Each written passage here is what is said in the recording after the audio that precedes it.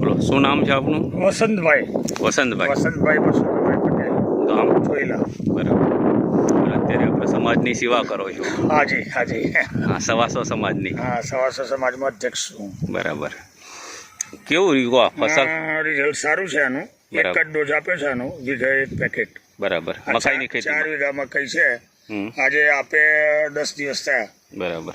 આવા બીજું પાણી ફરે છે, પણ લગભગ 2 ફૂટની હાઈટ વધી ગઈ. બરાબર.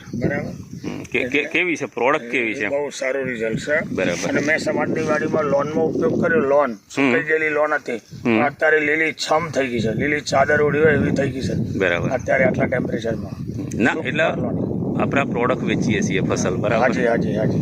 હવે બધા ખેડૂતો ઘણા બધા વાપરે, પણ તમે વાપરો છો એમાં બીજા ખેડૂતો વાપરે તો શું કેવું થાય? ના, ખૂબ સારી પ્રોડક્ટ છે.